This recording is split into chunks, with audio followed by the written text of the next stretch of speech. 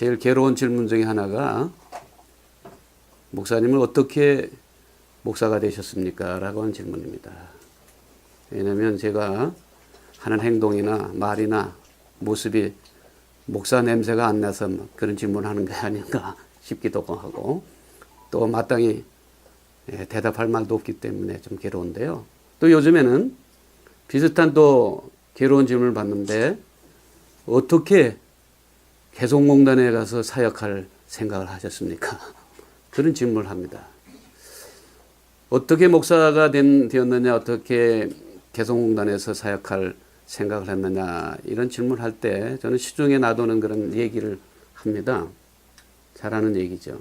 어떤 사람이 물에 빠져가지고 좀 살려달라고 hov적거리는데 뭐 전부 다 구경만 하고 있지 구해주는 사람이 한 사람도 없어요. 그런데 어떤 청년이 갑자기 뛰어들어가가지고는 아주 용기 있게 그 물에 빠진 사람을 건져냈어요. 그러니까 뭐 환호를 하고 또 취재진이 몰려들어가지고 인터뷰를 했죠. 많은 사람들은 말이야 쳐다보기만 하고 있는데 어떻게 이렇게 용기 있게 뛰어들어가지고 물에 빠진 사람을 건져냈습니까? 그랬더니 이 사람이 질문에 대답은 하지 않고 뭐 이리 주변을 막 살피는 거 그러면서 한마디 한 말이 어떤 놈이 나를 밀었어? 그랬다는 얘기죠. 그러니까 언결에 밀려 들어가가지고 그냥 내친김에 구해 나왔다 그런 얘기인데 저도 어떻게 목사가 되었느냐 어떻게 개성공단에 들어갔느냐 하면 그런 얘기를 하죠. 제가 뭐 생각을 하고 계획을 하고 뭐 이렇게 해서 목사가 되고 또 개성공단에 들어간 게 아니라 어찌어찌 하다 보니까 가게 되었고 또 일하게 되었고 11년이나 있었고 또 어찌어찌 하다 제 뜻으로 내려온 게 아니라 또 누군가에 의해서 떠밀려가지고 이렇게 남측에 내려가서 지금 실직자 아닌 실직자의 모습으로 지금 살아가고 있습니다. 지금 소개하신 대로 제가 2005년도에 개성공단이 문 연 다음에 바로 들어갔습니다. 들어갔는데 물론 제가 이제 중국 그 변방을 통해서라든지 또 그 금강산 관광을 통해서 북한의 모습을 접한 경우가 있습니다. 그런데 개성공단에 갈 때는 뭔가 좀 달랐죠. 왜냐하면 이제 일을 하기 위해서 들어가는 거 아닙니까? 그래서 처음에는 야 이게 어릴 때의 모습만 생각을 하더라도 어떻게 북한 땅에서 저들과 같이 생활하고 한다고 하는 거는 뭐 꿈도 못 꿀 일 아니었습니까? 그런데 북한 땅에 가가지고 일을 한다. 얼마나 설레기도 하고 흥분도 되고 기대도 컸죠. 반면에 목사라고 하는 신분이 걸렸습니다. 혹시 저들이 내 정체를 알게 되면 어떤 어려움이나 해가 있지 않을까라고 하는 막연한 불안감도 있었습니다. 그런데 처음에 가니까요. 이 분위기는요 생각과는 달랐어요. 왜냐하면 개성공단은 이미 통일이 다 된 거예요. 북한 사람이나 우리는 뭐 얼마나 분위기가 좋았는지 몰라 처음에는. 그냥 뭐 만남 인사하고 서로 뭐 식사 초대를 해가지고 같이 밥을 먹고 이야 개성공단은 이제 통일이 다 됐구나. 그런 분위기였습니다. 한 번은 지금은 뭐 주택 앞에 붙나요? 주택토지공사인가요? 토지주택공사인가요? 합쳐졌죠. 근데 그 당시 이제 토지공사에서 이제 식사 초대를 했는데 가보니까 우리 남측 직원만이 아니라 북측 참사들도 같이 이렇게 이제 앉아 있었어요.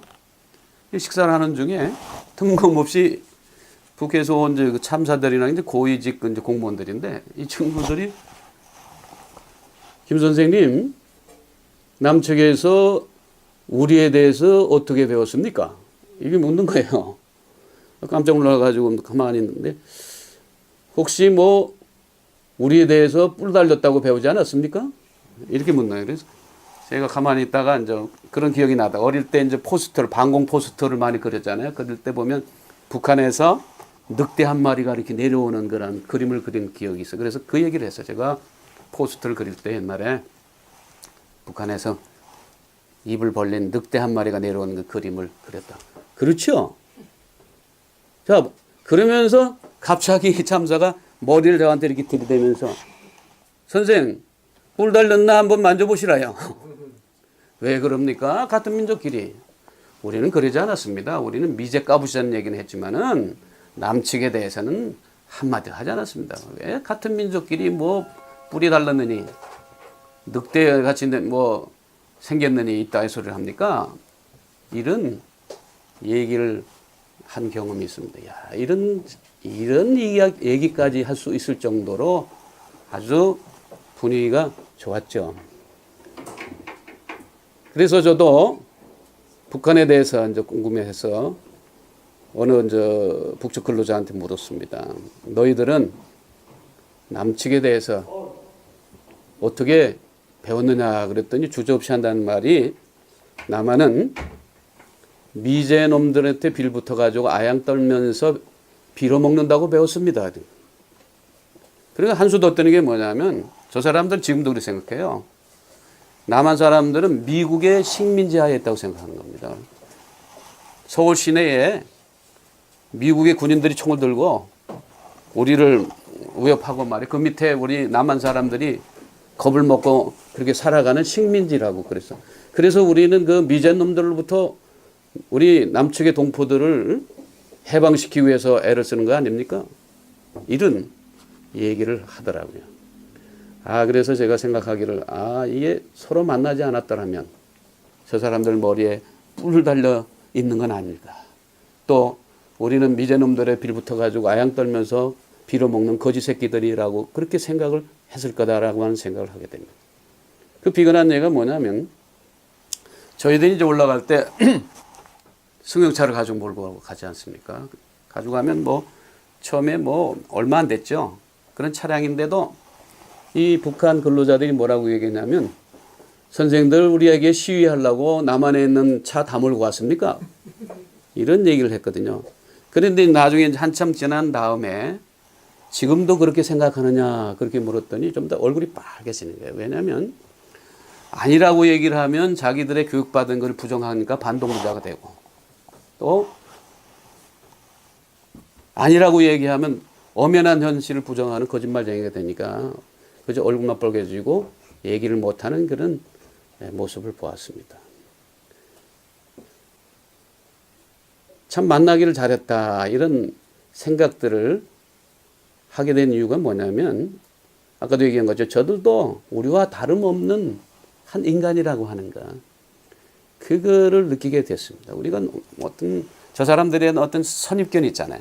뭔가 우리와 뭔가 다를 것 같은 전혀 뭔가 다른 종자와 같은 그런 생각들을 하고 있는데 이 사람들도요 농담도 하고 뭐 이런 그런 여유가 있는 사람들이라는 걸 알 수 있어요. 물론 체제 속에서 살아가면서 늘 눈치 보고 있지만은 개인적으로 만나갈 때는요 얼마나 또 농담도 잘하는지 몰라요. 제가 머리털은 뭐 몇 개 없지만은 가끔 저 뒷머리가 기르면 그 북한에서 운영하고 있는 그 이발소에 가서 이제 머리를 깎은 적이 있어요. 컨테이너에다가 이제 이발소를 만들어 가지고 북한 아줌마 둘이서 이제 이발을 하는데 저 현대화산에서 3달러를 주고 지금 좀 올랐지만 처음에는 3달러를 주고 이제 이발권을 구입해 가지고 가면 이발을 해주고 면도까지 해주고 했어요. 이발을 하는 동안에 제가 좀 물었죠. 여기 이런저런 얘기를 하다가 북한에서도 우리 남녀가 데이트를 합니까? 그랬더니 네 물론 데이트하지요. 그래서 또 이제 물었어요.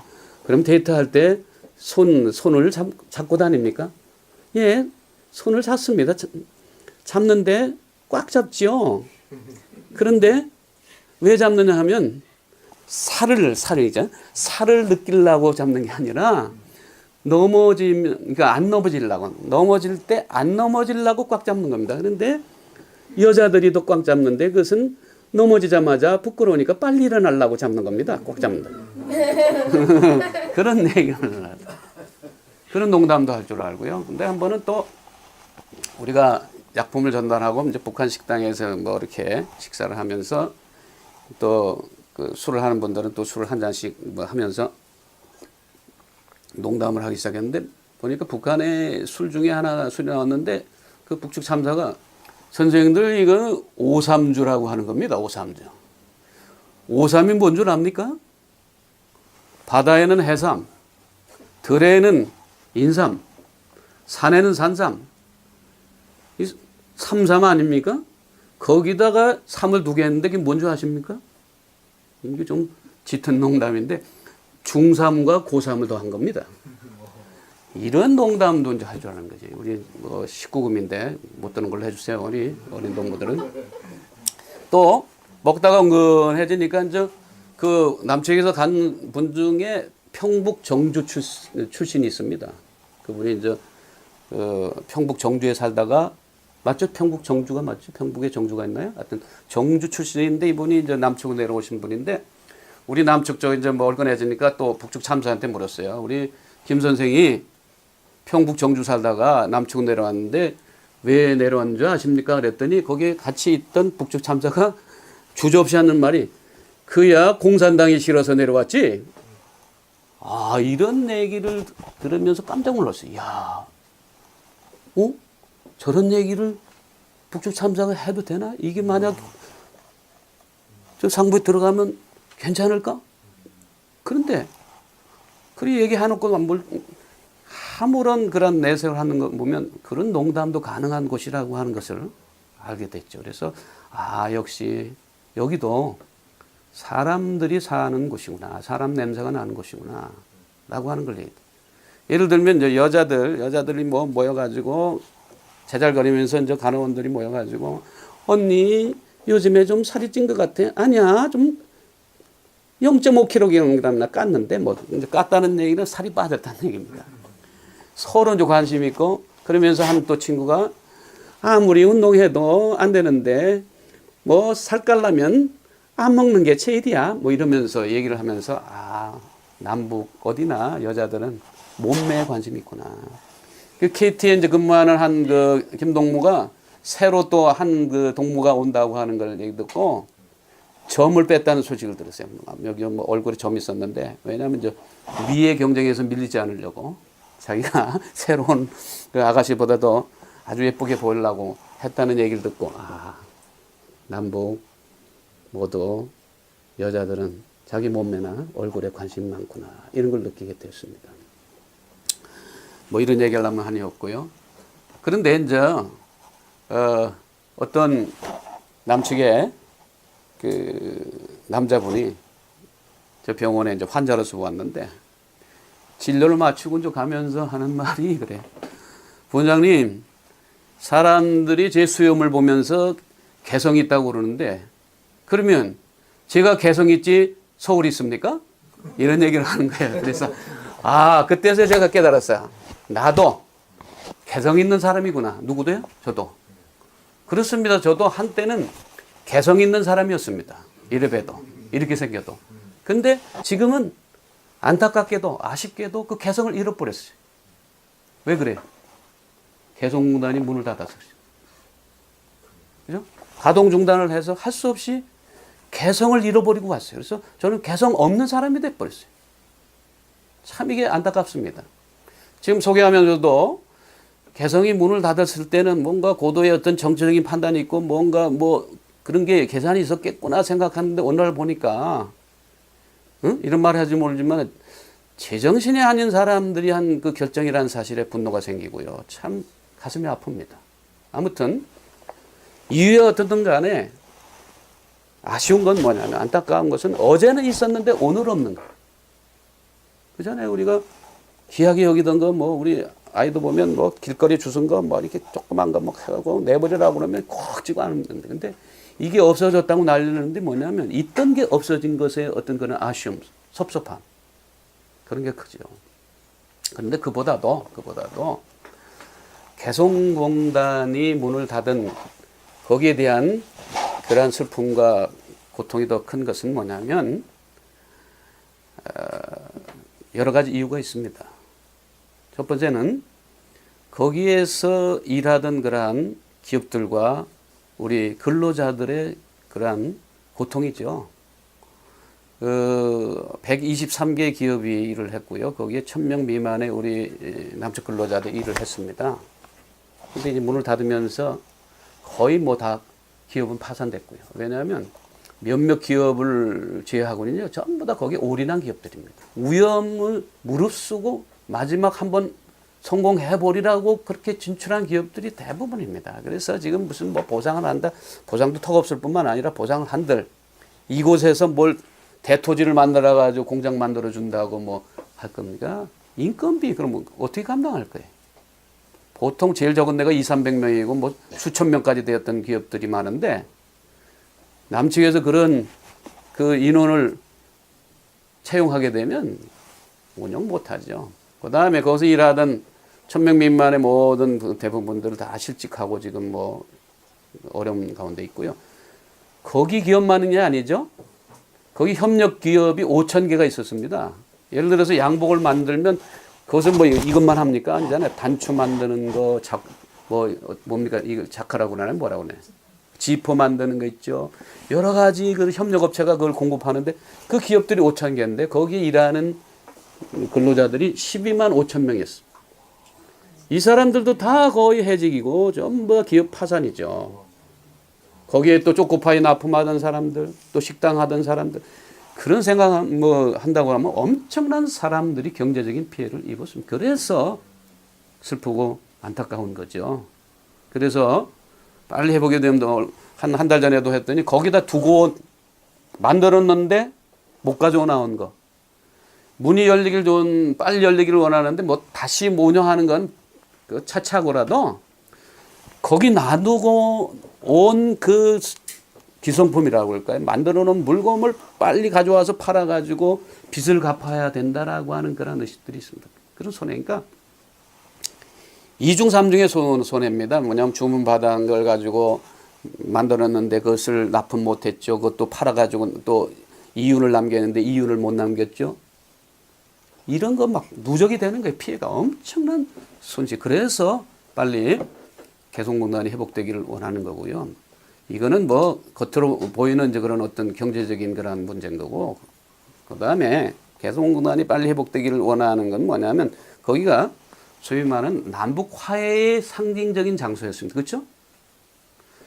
남북의 사람들이 모여서 함께 더불어 일하는 유일한 곳이었습니다. 물론 금강산이 있었지만 금강산은 일방적으로 우리가 가서 관광하고 내려온 거지 북한 사람들과 어울리는 장소는 아니었습니다. 그렇죠? 뭔가 또 같이 공동 생산을 해서 공동의 목표를 향해 나가는 그런 장소는 아니었단 말입니다. 근데 개성공단은 뭐예요? 남북이 하나 되어서 같이 일을 하고 생산을 하고 있죠? 그렇게 화합하는 그런 유일한 장소였습니다. 근데 그게 만들어지는데 얼마 걸렸어요? 60년이라는 세월이 걸렸습니다. 이 친구들은 60년이라는 그 숫자가 좀 와닿지는 않죠. 얼마나 사셨습니까, 우리 동무들? 11년이요. 아이고, 그걸 혼자 다 사셨어요, 11년을? 60년 동안 헤어졌다가 이게 어찌했지? 그것도 정부에 주도한 건 아니죠. 현대 아산, 정주영 씨, 이런 일가를 통해서 50년 그것을 임대를 해가지고 하다가 거기에 뭐 재정이 뭐 하다 보니까 그게 뭐, 그쵸? 그게 이제 정부로 토지공사로 넘어가고 이런 과정이 있었습니다. 60년 걸려서 만들어 놓은 그 공단이 11년 만에, 만 11년 만에 갑자기 문을 닫았다고 하는 것.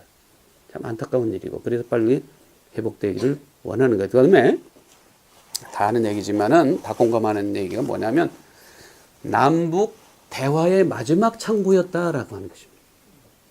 개성공단이 문을 닫으면서 남북 채널, 그죠? 대화의 채널은, 소통의 채널은 다 차단되었습니다. 우리가 북한하고 뭐 하려고 그러면 어떻게? 공중에 대고 얘기할 밖에 없어요. 뭐 합시다 라고 해야지 어디 전화할 때도 없고 어떻게 뭐 소통할 방법이 없어요. 개성공단이 있을 때는 팩스 도구하고 통신망이 있었고 다 있었어요. 우리가 직접 대화도 나눴고.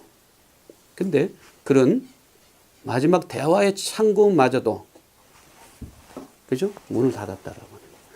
우리가 한때 무슨 뭐 그런 얘기를 들었어요. 뭐 신뢰 무슨 뭐 프로세스 뭐 이런 얘기. 뭐 굉장한 얘기 같은데, 신뢰라고 하는 것이 어떻게 쌓입니까? 계속적인 만남과 대화를 통해서 쌓인다고 저는 생각해요. 남녀가 결혼을 하는데 데이트를 하죠. 데이트하는 이유가 뭐냐? 물론 사랑을 깊게 하고 애정을 깊게 만드는 그런 과정이지만 저는 신뢰를 만드는 과정이라고 생각해요. 요즘엔 뭐 그런 일이 좀 적지만은 옛날엔 전부 다 그 엄마가 뭐라 했어요? 남자들은 다 도둑놈들이고 다 늑대놈들이야. 조심해. 이렇게 이제 덜 되어왔는데 이 남자하고 어떤 한 남자 늑대면서 도둑놈인 한 남자를 알게 됐어요. 그래서 계속해서 대화하고 데이트를 하다 보니까 어떤 믿음이 생겼느냐면 다른 남자들은 다 늑대고 도둑놈인지 모르지만은 이놈만큼은 믿을만하다. 그런 확신이 섰을 때 내 인생을 맡겨도 좋겠다 해서 결혼한 거예요. 저는 사랑하기 때문에 결혼하는 것이 아니라 믿기 때문에 결혼하는 것이다. 그렇게. 그런데 데이트하면서 늘 좋기만 합니까? 서로 뭐 티격태격하고 막 흥하고 뭐 만나고 안 만나고 하면 또 가서 빌고 화해하고 이러면서 그죠? 궁극적으로 결혼이 꼬린되는 건지 않습니까? 남북의 문제도 마찬가지죠. 신뢰를 쌓는다고 하면서 자기 조건에 안 맞는다 그러면 딱 대화를 끊어버리고 그러면서 무슨 신뢰가 있겠죠? 마음에 안 들어도 또 가서 달래고 또 만나서 또 얘기를 해보고 같이 일을 하다 시행착오를 겪으면서 아 이래도 저래도 모든 것이 해결될 때 야 믿을만하다. 그럴 때에 이걸 좀 포기해달라 저거 포기해달라 포기할 수 있지. 무슨 근거로 어느 날 갑자기 다 그걸 다 포기하면 뭐 하겠다. 거기 믿고서 포기할 사람이 누가 있겠습니까? 그죠? 그래서 그런 의미에서 개성공단이 남북 대화에 좋은 창고였는데 그것도 직접 남북의 사람들이 만나서 대화하고 물론 뭐 어려움이 많이 있었지만 신뢰를 쌓아가는 그런 과정이 있었는데 문이 닫혔다고 하는 것이 얼마나 정말 슬픈지 모르겠어요. 그래서 빨리 회복되기를 원하는 거고요. 그 다음에 또 하나 있냐면 지금 긴장되고 하면 늘 뭐 좀 미사일 쏘고 막 핵 얘기를 하면 불안하죠. 혹시 전쟁이 일어나는 거 아닌가? 뭐 쳐 내려오는 거 아닌가? 우리 어머니도 그래요. 뭐 미사일 쐈다고 그러면 아유 우리 아파트에 뭐 미사일 떨어지는 거 아니냐고. 그런데 개성공단이 어떤 역할을 하냐면 이런 남북 긴장의 완충지대 역할을 했다는 것입니다. 거기가 뭐냐면 북한의 군사 요충지였어요. 뭐 전체 부대가 있었나 뭐 그런데 그거를 뒤로 밀리고 거기다가 공단을 세워서 남북의 사람들이 같이 일을 했거든요. 그러므로 말미암아 직접적인 군사 그런 어떤 그런 적인 충돌을 예방할 수 있는 그런 좋은 공간이기도 했다라는 겁니다. 그래서 우리가 개성공단이 문 닫고 철수했을 때 매스컴에서 떠들었던 게 뭐냐면 개성공단을 다시 다 뭐 해체하고 거기에 군사기지가 들어올 거라고 하는 얘기가 계속됐던 이유가 바로 거기에 있던 겁니다. 참 안타깝습니다. 그래서 빨리 회복되기를 원하는 거고요. 또 하나 이거는 일반적으로 누구나 저만 얘기하는 게 아니라 일반적으로 다 수긍하는 얘기고 다 인정하는 얘기입니다. 그렇죠? 남북 뭐 화해의 상징, 그 다음에 남북 대화의 마지막 창구, 또 긴장의 뭐 완충지대 이 얘기는 뭐 제 얘기가 하는 얘기가 다른 얘기인데 제가 거기서 11년 동안 생활하면서 개성공단의 역할에 가장 중요한 것이 뭘까 생각해 봤는데 그것은 바로 개성공단이 통일의 연습장이요 훈련장이었다는 것입니다. 지금 많은 사람들이 주변에서 빨리 저한테 물어봐요. 언제 저기 무너질 것 같냐고. 그리고 빨리 무너져가지고 통일됐으면 좋겠다고. 그러면 제가 그런 얘기를 합니다. 그러면 그 다음에 일어나는 모든 문제 당신이 해결할 수 있느냐, 책임질 수 있느냐. 이거는 통일 비용이라든지 하는 그런 경제적인 문제가 아니라 체질의 문제인 거예요. 체질의.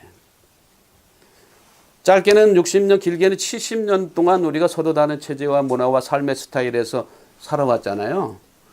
이게 같이 모여가지고 하나 된다고 하는 것이 쉽습니까? 비근한 예로 같은 체제 속에서 함께 살아온 동성 문제는 왜 해결되지 않습니까? 뭐 교회 얘기합시다. 교회 안에서도 동성 문제가 해결되지 않아요. 호남 목회자와 영남 목회자의 교류가 잘 됩니까? 우리 어떻습니까, 목사님? 되는 것 같습니까? 광주 목사가 대구에서 목회하고 대구 출신 목사가 광주에 가서 목회할 수 있습니까? 거의 불가능해요. 예외는 뭐 한두 명 있을 수 있지만.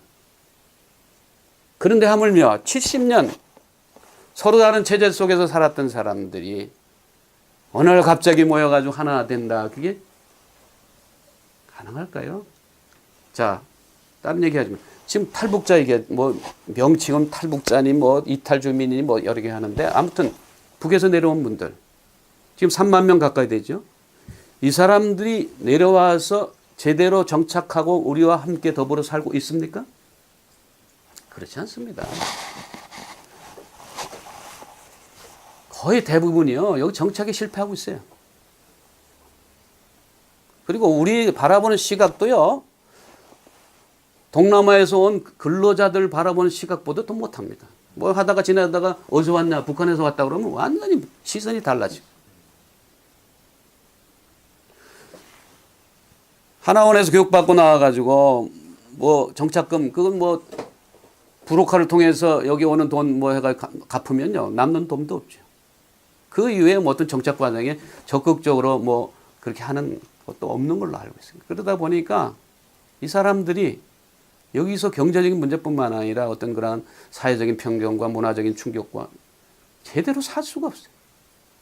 근데 하물며 3만 명이 와서도 지금 문제가 되는데 거기다 30만 명, 300만 명 뭐 집단 유입이 돼가지고 함께 더불어 산다고 하면 그것이 과연 어떻게 되겠어요? 한번 상상해 보세요. 저는 그래서 그런 얘기를 하니까 많은 분들이 고개를 끄덕이죠. 어느 날 갑자기 통일교라든지 뭐 저 신앙촌이라든지 이런 사람들하고 정통교단의 교회에서 우리 이제 같이 한 공동체에서 신앙생활 합시다 하는 거하고 다를 바가 없다. 그게 과연 자연스럽게 평화롭게 그렇게 신앙 활동이 이루어질까? 예배 활동이 이루어질까? 아니라고 생각해요. 그래서 통일에는 뭐냐면 연습과 훈련이 필요하다는 뼈저는 얘기입니다. 이웃한 중국에서 우리는 이미 그것을 목격하고 있지 않습니까? 99년 동안 영국의 통치를 받았던 홍콩이 반환을 하면서 그냥 접수하지 않냐고 어떻게 했습니까? 50년 특별자치구역을 선포해서 그죠? 서로 섞이는 것을 오히려 예방하고 지금 그 홍콩에 살고 있는 우리 동기 목사 얘기 들어보니까 중국의 본토 사람들이 외국인보다도요 홍콩에 이렇게 들락거리는 걸 더 통제를 하고 있답니다. 왜냐하면 함부로 섞이는 거를 중국 사람도 영향받는 거 싫고 또 홍콩 사람들도 중국의 본토로부터 영향받는 거 싫고 그 얘기는 뭐냐 특별자치구역을 50년 했다는 하나됨이 그죠? 99년의 그러한 그 시간이 하루아침에 메꿔질 수 없다라고 하는 사실을 우리에게 증명해 주는 것입니다. 99년에 50년이라고 그러면 70년이면 몇 년 갑자기 합쳐진다? 그건 있을 수도 없고 있어서도 안 되고 그래서 어떤 분들은 그런 얘기를 합니다. 지금 3만 명도 안 되는 그러한 탈북자들이 와가지고 제대로 적용 못하는 이유가 뭐냐면 체질의 문제거든요. 이게 우리가 라이프 스타일이 바뀌지를 않아요. 어느 날 갑자기. 그래서 그런 얘기를 합니다. 저들이 중국을 통해서 또는 또 제3의 국인들 어딥니까? 몽골 경유하는 경우가 많은데 몽골은 또 북한하고도 좀 관계가 있고 하니까 몽고에다가 소위 말하는 통일 캠프, 평화 캠프를 만들었어. 거기서 남북이 함께 기업을 하고 뭐 농장을 하고 하면서 같이 생활하고 또 우리 종교인들이 가서 신앙 또 같이 생활을 하면서 하나됨을 통일의 훈련을 통일의 연습을 하는 장으로 만들어가는 것이 좋지 않겠네. 그 다음에 거기서 훈련된 사람들을 또 선별해서 우리 남측에 정착할 수 있도록 하는 것이 가장 바람직하다. 저는 절대적으로 동의합니다. 그래야 된다고 생각합니다. 그래서 개성공단이 문이 닫힌 것은 바로 이런 통일의 연습장, 훈련장이 상실됐다고 하는 겁니다. 어떤 분이 물어요. 그럼에도 불구하고 지금 이렇게 남북관계 이러는데 개성공단이 회복돼야 되냐? 예, 회복될 뿐만 아니라 제2, 제3, 제4의 개성공단이 만들어져서 거기서 많은 남북의 사람들이 함께 더불어 사는 연습, 다시 말해서 통일 연습, 통일 훈련을 할 때 비로소 어느 날 우리가 정말 아름다운 통일의 그러한 나라가 될 수 있겠다 그런 생각을 하는 겁니다. 그래서 그 통일 연습장 훈련장으로서의 개성공단 아주 중요하고 그것이 상실됐다고 하는 것 아주 큰 슬픔이고 아픔이라고 생각합니다. 그래서 빨리 회복되기를 바라는 겁니다. 그 다음에 제일 제가 안타깝게 생각하는 건 또 개성공단이 회복되기를 또 간절히 소망하는 이유는 뭐냐면 거기에 교회가 있었습니다. 개성교회가. 저는 개성교회를 북한 선교의 전진기지, 교두보라고 생각했어요. 물론 뭐 이따가 그 자세한 얘기는 하겠습니다만은 거기서 할 수 있는 일, 뭐 북한 사람들에 전도하는 일은 아주 미약하고 또 개성교회가 할 수 있는 일은 뭐 어떻게 보면 북한을 향해서, 북한 주민들을 향해서 할 수 있는 일은 아주 미약한 거였습니다. 그러나 거기 그 교회를 제가 소위 말하는 트로이 목마라고 생각했어요. 트로이 목마. 지금은 뭐 아무 할 수 없지만 그 속에 소위 말하는 믿음의 용사들, 개성교우들이 훈련받고 기도하고 말씀으로 정말 든든하게 훈련받아서 하나님이 결정적인 순간에 기회의 문을 열어주시면 우리가 와 하고 나가지고 어둠의 세력을 물리치고 하나님의 나라를 이루리라고 하는 그런 소망 중에 거기서 개성교회를 목회를 했습니다. 근데 지금 트로이 목마는 거기 있는데 그 속에 있던 트로이 목마 속에 있던 믿음의 용사들은 다 철수를 했어요.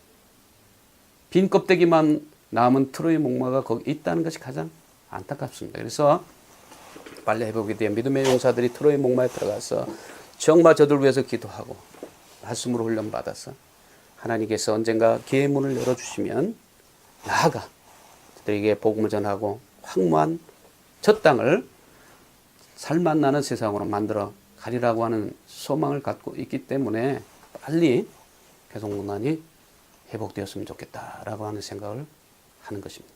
더 나아가서 또 많은 사람들이 간과하고 미처 생각하지 못한 개성공단의 역할이 있습니다. 그것은 뭐냐면 개성공단의 존재만으로도 엄청난 일을 했다는 겁니다. 그 누구도 어떤 정치 지도자도 어떤 뭐 교수도 어떤 재벌도 할 수 없던 일을 했는데 그게 뭔지 아십니까? 저들에게 개성공단의 존재만으로도 소위 말하는 우리 민주주의와 자본주의의 우월성을 저들에게 교육을 하는 현장이었다. 직접적으로 강의한 적도 없고 가르친 적도 없습니다. 뭐 민주주의가 이렇고 자본주의가 이렇다라고 하는 걸 얘기한 적도 없어요. 가르칠 수도 없고. 그러나 우리가 가져간 차량, 그렇죠? 차량. 우리가 입고 있는 옷, 또 우리가 하는 모든 행동과 자유로운 그런 언어, 그리고 밤낮 없이 들어오는 전기불, 그렇죠? 전기불. 첨단적인 시설. 이것이 저들보다 우리가 잘 살고 있다는 것. 저들이 배웠던 거 아까 미제놈들에게 빌붙어서 아양 떨면서 빌어먹는다라고 하는 그런 교육이 잘못됐다고 하는 사실을 우리 남측 근로자들의 모습을 언행을 통해서 그런 또 기업의 어떤 시설을 통해서 저들에게 교육하는 그런 현장이었다는 것입니다. 그래서 우리가 아무 얘기하지만은 그 북한 근로자들이 무너지는 소리가 제가 있는 동안 막 난 거예요. 어떤 저 사람들은요, 이제 계층 계급을 타파하기 위한 뭐 공산주의를 만드는데 오히려 계급이 완전합니다. 우리 이렇게 모여 있으면요, 여기 번호가 다 정해 있습니다. 1번, 2번, 3번. 그 서열이라든지 계급을요 넘어설 수가 없어요.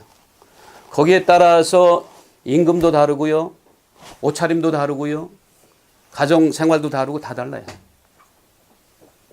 근데 옛날 신라 시대로 말하면 골품 제도가 있다고 보면 골품을 넘어서는 거예요. 좀 소위 말한 인도의 카스트 제도를 넘어서는 그런 계급 계층이 있습니다. 저 사람 중에 최고의 이제 신라로 말하면 그 계층이 뭐냐면 송골이 송골, 혁명 열사, 우리로 말하면 애국 열사의 자손. 이거는 완전히 뭐 송골에 해당하는 건데 그 혁명 열사의 자손이라고 하는 아가씨가 우리와 만남과 이런 삶 속에서 이 머리가 이제 복잡하기 시작한 거예요. 그 아가씨에게 이제 아주 상냥하고 하니까 몰래 뭐 팁 이런 거 주면 안 되거든요. 달러 이렇게 주고. 그 다음에 잘해주니까 선물도 갖다 주고. 하니까 이 친구가 뭐냐면 저는 나중에 돈 많은 남자와 결혼할 겁니다. 그러면서 어느 날 그런 얘기를 해요. 선생님, 요즘에 머리가 복잡합니다. 철이라도 있으면 들어가고 싶은 심정입니다. 무너진다는 얘기, 무너져. 아, 이게 혁명 열사의 송골인데 자기는 나름대로 그 사회에서는 좀 잘 산다고 하는 사람인데도 이 남측에 비해서는 뭐 남한 사람들에 비해서는 아니 잽이 안 되는 거죠. 혼란이 온 거죠. 그런가 하면 어떤 저 북쪽 근로자가 우리 남측 직원에게 그렇게 물었습니다. 선생님은 자동차 있습니까? 그래서 우리 이제 남친은 자동차 있지. 이 아주머니가 한다는 말이 저는 자전거도 없습니다. 왜 같은 민족끼리 이렇게 다르게 삽니까? 무너지는 거죠, 무너져.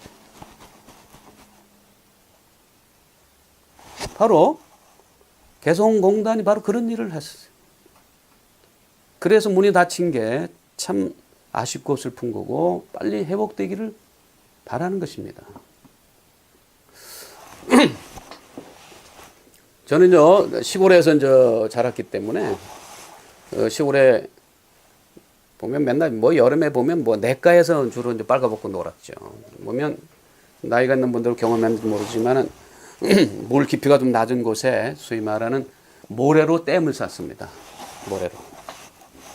여럿이 이제 우리 동무들이 해가지고 쫙 싸면 수압에 이제 해가지고 좀 약한 부분이 터져요.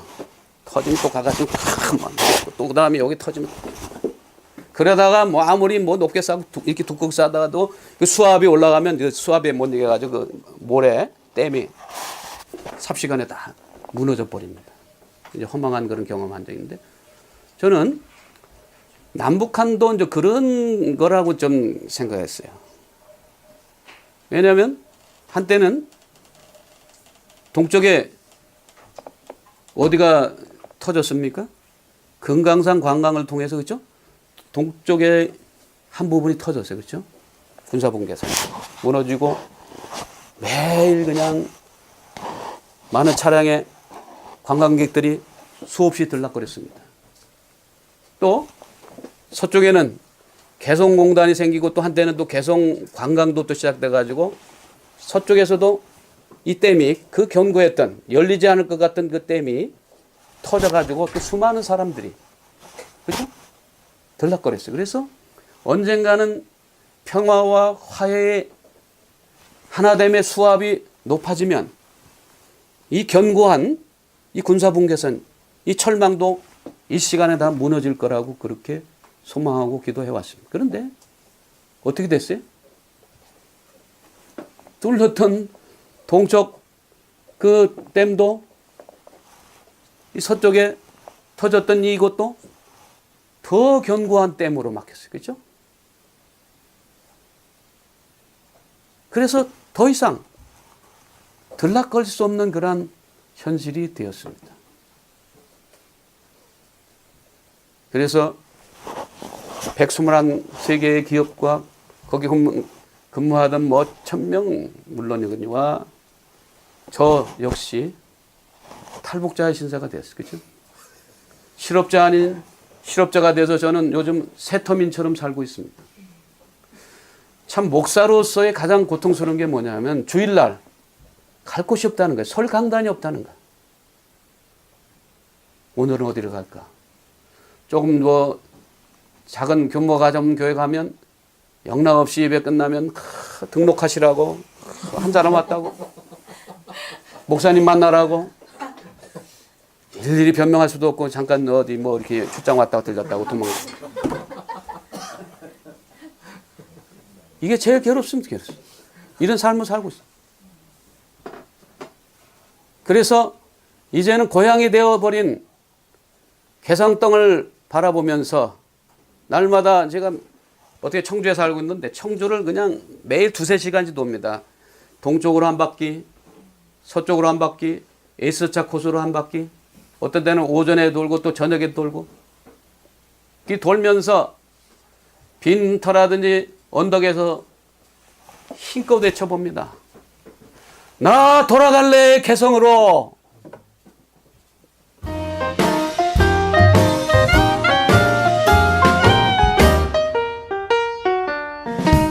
컨테이너에다가 이제 이발소를 만들어 가지고 북한 아줌마 둘이서 이제 이발을 하는데 현대아산에서 3달러를 주고 지금 좀 올랐지만 처음에는 3달러를 주고 이제 이발권을 구입해 가지고 가면 이발을 해주고 면도까지 해주고 했어요.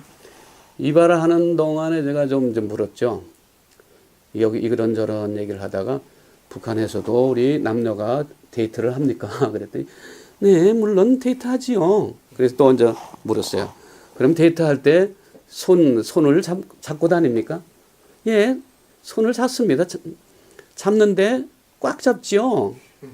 그런데 왜 잡느냐 하면 살을 느끼려고 잡는 게 아니라 그러니까 안 넘어지려고, 넘어질 때 안 넘어지려고 꽉 잡는 겁니다. 그런데 여자들이 더 꽉 잡는데 그것은 넘어지자마자 부끄러우니까 빨리 일어나려고 잡는 겁니다. 꽉 잡는다. 그런 얘기를 하죠. 그런 농담도 할 줄 알고요. 근데 한 번은 또 우리가 약품을 전달하고 이제 북한 식당에서 뭐 이렇게 식사를 하면서 또 그 술을 하는 분들은 또 술을 한 잔씩 뭐 하면서 농담을 하기 시작했는데 보니까 북한의 술 중에 하나 술이 나왔는데 그 북측 참사가 선생님들 이거 오삼주라고 하는 겁니다. 오삼주. 오삼이 뭔 줄 압니까? 바다에는 해삼, 들에는 인삼, 산에는 산삼. 이 삼삼 아닙니까? 거기다가 삼을 두개 했는데 그게 뭔 줄 아십니까? 이게 좀 짙은 농담인데 중삼과 고삼을 더한 겁니다. 이런 농담도 이제 할 줄 아는 거지. 우리 뭐 19금인데 못 드는 걸로 해주세요. 우리 어린 동무들은. 또 먹다가 은근해지니까 이제 그 남측에서 간 분 중에 평북 정주 출신이 있습니다. 그분이 이제 평북 정주에 살다가 맞죠? 평북 정주가 맞죠? 평북에 정주가 있나요? 하여튼 정주 출신인데 이분이 이제 남측으로 내려오신 분인데 우리 남측 쪽 이제 뭐 얼큰해지니까 또 북측 참사한테 물었어요. 우리 김 선생이 평북 정주 살다가 남측으로 내려왔는데 왜 내려왔는 줄 아십니까? 그랬더니 거기에 같이 있던 북측 참사가 주저없이 하는 말이 그야 공산당이 싫어서 내려왔지. 아, 이런 얘기를 들으면서 깜짝 놀랐어요. 야, 저런 얘기를 북측 참사가 해도 되나? 이게 만약 저 상부에 들어가면 괜찮을까? 그런데 그리 얘기해놓고 아무런 그런 내세를 하는 거 보면 그런 농담도 가능한 곳이라고 하는 것을 알게 됐죠. 그래서 역시 여기도 사람들이 사는 곳이구나. 사람 냄새가 나는 곳이구나. 라고 하는 걸 얘기해요. 예를 들면 이제 여자들이 뭐 모여가지고 제잘거리면서 이제 간호원들이 모여가지고 언니 요즘에 좀 살이 찐 것 같아. 아니야 좀 0.5kg 깠는데 뭐 이제 깠다는 얘기는 살이 빠졌다는 얘기입니다.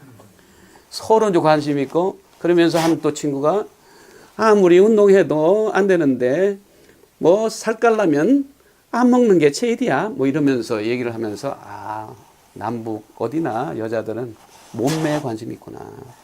그 KT에 이제 근무하는 한 그 김동무가 새로 또 한 그 동무가 온다고 하는 걸 얘기 듣고 점을 뺐다는 소식을 들었어요.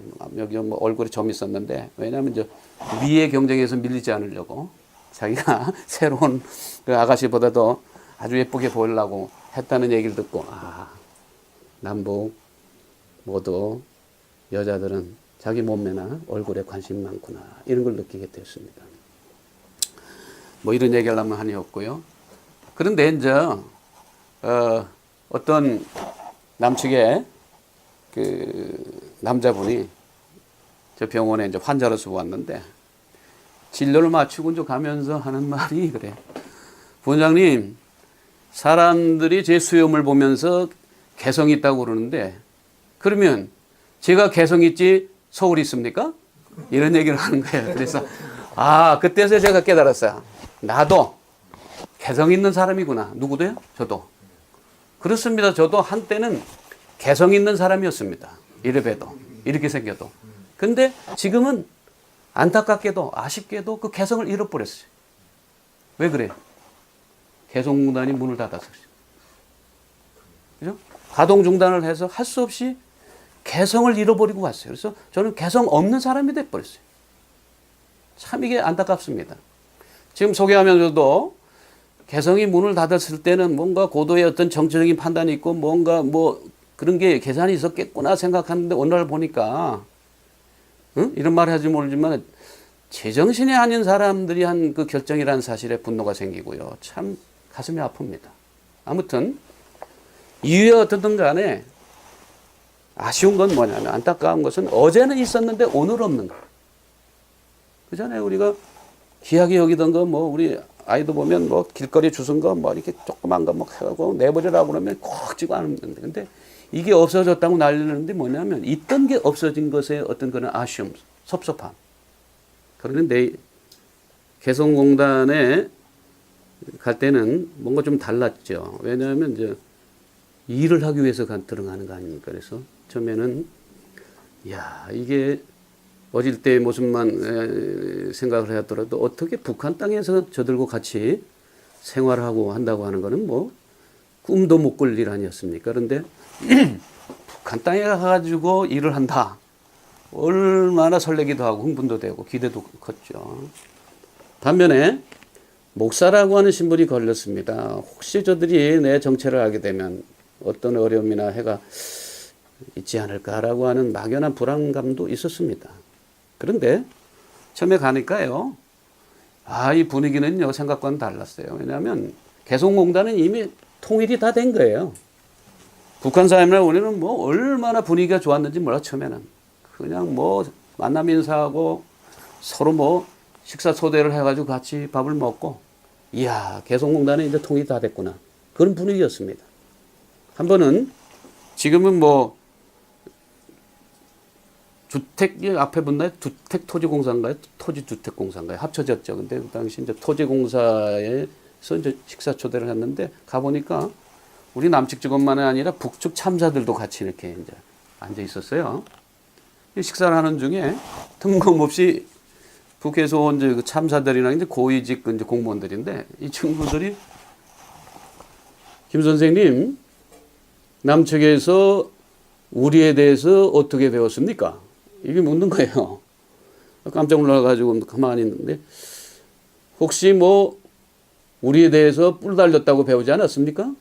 이렇게 묻나요. 그래서 제가 가만히 있다가 이제 그런 기억이 나다. 어릴 때 이제 포스터를 방공 포스터를 많이 그렸잖아요. 그릴 때 보면 북한에서 늑대 한 마리가 이렇게 내려오는 그런 그림을 그린 기억이 있어요. 그래서 그 얘기를 했어요. 제가 포스터를 그릴 때 옛날에 북한에서 입을 벌린 늑대 한 마리가 내려오는 그 그림을 그렸다. 그렇죠? 자, 그러면서 갑자기 참사가 머리를 저한테 이렇게 들이대면서 선생, 뿔 달렸나 한번 만져보시라요. 왜 그럽니까? 같은 민족끼리. 우리는 그러지 않았습니다. 우리는 미제 까부시자는 얘기는 했지만은 남측에 대해서는 한마디 하지 않았습니다. 왜 같은 민족끼리 뭐 뿔이 달랐느니 늑대같이 뭐 생겼느니 있다 이 소리를 합니까? 이런 얘기를 한 경험이 있습니다. 야, 이런 얘기까지 할 수 있을 정도로 아주 분위기가 좋았죠.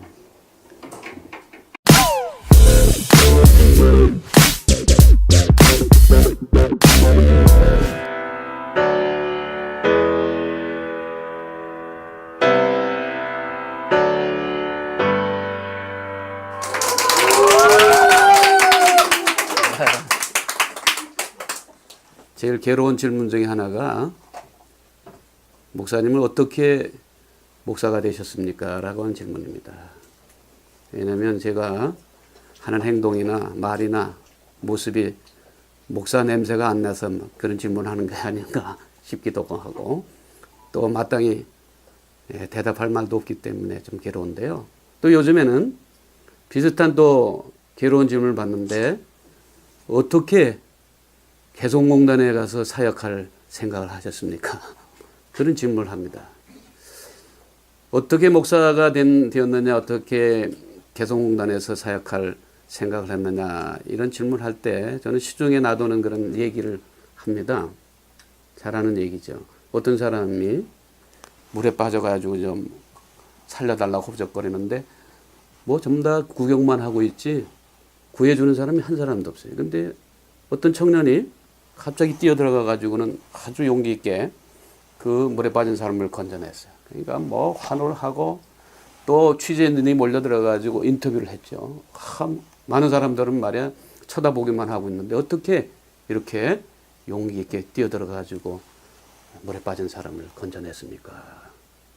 그랬더니 이 사람이 질문에 대답은 하지 않고 뭐 이리 주변을 막 살피는 거 그러면서 한마디 한 말이 어떤 놈이 나를 밀었어? 그랬다는 얘기죠. 그러니까 언결에 밀려 들어가가지고 그냥 내친김에 구해 나왔다 그런 얘기인데 저도 어떻게 목사가 되었느냐 어떻게 개성공단에 들어갔느냐 하면 그런 얘기를 하죠. 제가 뭐 생각을 하고 계획을 하고 뭐 이렇게 해서 목사가 되고 또 개성공단에 들어간 게 아니라 어찌어찌 하다 보니까 가게 되었고 또 일하게 되었고 11년이나 있었고 또 어찌어찌 하다 제 뜻으로 내려온 게 아니라 또 누군가에 의해서 떠밀려가지고 이렇게 남측에 내려와서 지금 실직자 아닌 실직자의 모습으로 지금 살아가고 있습니다. 지금 소개하신 대로 제가 2005년도에 개성공단이 문 연 다음에 바로 들어갔습니다. 들어갔는데 물론 제가 이제 중국 그 변방을 통해서라든지 또 그 금강산 관광을 통해서 북한의 모습을 접한 경우가 있습니다. 그래서 저도 북한에 대해서 이제 궁금해해서 어느 이제 북측 근로자한테 물었습니다. 너희들은 남측에 대해서 어떻게 배웠느냐 그랬더니 주저없이 한다는 말이 남한은 미제놈들한테 빌붙어 가지고 아양 떨면서 빌어먹는다고 배웠습니다. 그러니까 한수 더 뜨는 게 뭐냐면 저 사람들 지금도 그렇게 생각해요. 남한 사람들은 미국의 식민지 하에 있다고 생각하는 겁니다. 서울 시내에 미국의 군인들이 총을 들고 우리를 위협하고 말이에요. 그 밑에 우리 남한 사람들이 겁을 먹고 그렇게 살아가는 식민지라고 그랬어. 그래서 우리는 그 미제 놈들로부터 우리 남측의 동포들을 해방시키기 위해서 애를 쓰는 거 아닙니까? 이런 얘기를 하더라고요. 그래서 제가 생각하기를 이게 서로 만나지 않았더라면 저 사람들 머리에 뿔 달려 있는 건 아닐까. 또 우리는 미제놈들의 빌붙어 가지고 아양 떨면서 빌어먹는 거지 새끼들이라고 그렇게 생각을 했을 거다라고 하는 생각을 하게 됩니다. 그 비근한 얘기가 뭐냐면 저희들이 이제 올라갈 때 승용차를 가지고 몰고 가지 않습니까? 가지고 가면 뭐 처음에 뭐 얼마 안 됐죠. 그런 차량인데도 이 북한 근로자들이 뭐라고 얘기했냐면 선생들 우리에게 시위하려고 남한에 있는 차 다 몰고 왔습니까? 이런 얘기를 했거든요. 그런데 나중에 한참 지난 다음에 지금도 그렇게 생각하느냐 그렇게 물었더니 좀 더 얼굴이 빨개지는 거예요. 왜냐하면 아니라고 얘기를 하면 자기들의 교육받은 걸 부정하니까 반동주자가 되고 또 아니라고 얘기하면 엄연한 현실을 부정하는 거짓말쟁이가 되니까 그저 얼굴만 빨개지고 얘기를 못하는 그런 모습을 보았습니다.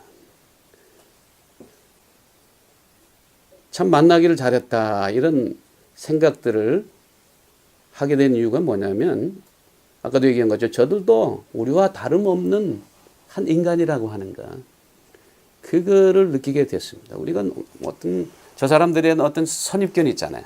뭔가 우리와 뭔가 다를 것 같은 전혀 뭔가 다른 종자 같은 그런 생각들을 하고 있는데 이 사람들도요 농담도 하고 뭐 이런 그런 여유가 있는 사람들이라는 걸 알 수 있어요. 물론 체제 속에서 살아가면서 늘 눈치 보고 있지만은 개인적으로 만나갈 때는요 얼마나 또 농담도 잘하는지 몰라요. 제가 머리털은 뭐 몇 개 없지만은 가끔 저 뒷머리가 기르면 그 북한에서 운영하고 있는 그 이바소에 가서 앉아 머리를 깎은 적이 있어요. 컨터네